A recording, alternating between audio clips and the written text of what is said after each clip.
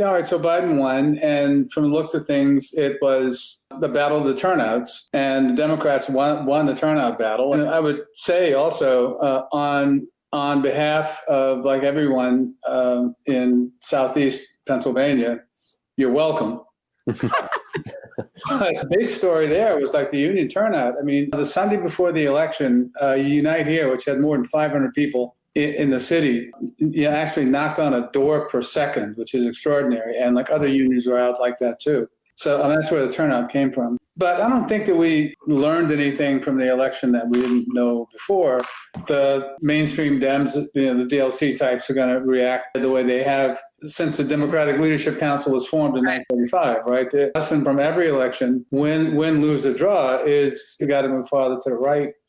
And we keep rechristening the same imaginary constituency every 4 years. It's soccer moms, it's national security moms, it's suburban middle-class women, like whatever the hell it is, right? I mean, this time around. Biden told us, right, from the day that he announced that the two things that he had going for him were that A, he was close to Obama, and A prime, he was close to Obama, and B, that he was a bipartisan guy. So that's not a surprise. Kamala Harris is not a surprise. But what is kind of striking is the extent to which what a friend of mine who is happy for me to use the neologism, but made me swear on pain of death that I wouldn't disclose him as a creator.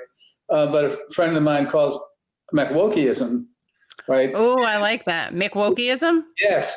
I like that. Is the battering ram that the right-wing Democrats are using to beat back the left. And that was true in 2016, too. It's been true ever since. But so now it's time for us, if we're going to be serious about this, to have a real conversation about the extent to which what's purported to be the agenda for racial justice in America now is not necessarily compatible with the left agenda. And it may be more than incompatible, right? Like it may be fundamentally antagonistic. And that's something that we're going to have to deal with, right, over the next 3 or 4 years, if we have 3 or 4 years. And this is what some of us have been saying for 30 years now. Stop treating the left like it's a fucking frat and figure out ways to talk to people who don't already agree with us. And more important than that, to listen to people who don't already agree with us. And that's something else that we can glean from the electoral result. The Trump vote expanded, and a whole lot of those people shouldn't have been voting for Trump. I think everybody on this panel knows why they voted for Trump and why they shouldn't have been voting for Trump.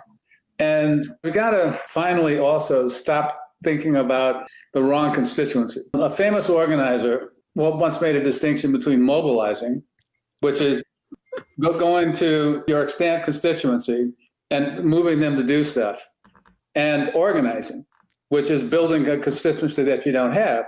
That's the most important distinction that whatever this thing is that occupies the cultural space that a left would occupy if there were one in the U.S. has been missing for 40 years now. So, all right, let me stop there and pass the baton to my comrade. Really quickly, before we hear from this famous organizer who emphasizes the difference between organizing and mobilizing, lo and behold, she's in the room. And also, lo and behold, you just said no shortcut. There's no shortcut. They think it's I know. I heard that. I know, right?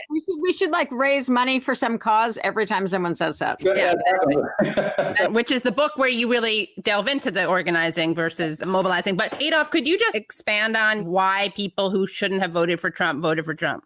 Like some of us are talking over the last couple of days, and some of Jane's and my mutual comrades about how to parse the phenomenon of Trump having done so much better among Black voters and among Hispanic voters than he did in 2016. And the reasons are complex. I mean, not the least of which is that there's no such thing as Hispanic voters, but of course another one is there's no such thing as the Black voter either. And there's no such thing as the left Democrats. No, right. In the 2004 election, like my son had just moved out to the central Midwest a couple of years earlier, and his quip was that either in places like Ohio and Michigan and Indiana, either, what's his name, Kerry. Yeah, John Kerry. Talks about NAFTA, or Bush is going to talk about gay marriage. And that's just kind of what it comes down to. And that's what it's come down to since Clinton or longer. I mean, I point out to people all the time that Jimmy Carter was a warm-up act for Reagan, but actually you can roll it back to the Kennedy administration, because that's when, among the Democrats, the sort of tension back and forth over the first decade after World War II, a decade and a half, was over how much of the economic policy was going to be tied to a commitment to full employment and growth versus how much is going to be tied to currency stability. And it's the Kennedy administration that actually forms, the zygote of what would later come out of the womb as neoliberalism. I've never been so glad to be pro-choice in my life. But anyway, so wage stagnation and declining standard of living and economic insecurity on all levels got worse and worse. It's funny, like during the Sanders campaign, press people had this trope that they liked about how young people could see Bernie and tell he was genuine and he was connecting with people and was honest. But I point out, look, when we go to these campus rallies, and once again, campus and young people are not coterminous, but when we go to the campus rallies even, what got responses from students was, debt cancellation, sure, free tuition, sure, but Medicare for all and a $15 an hour minimum wage. Because if we talk about 40 years of wage stagnation, well, guess who's holding the really nasty end of the stick right now, right?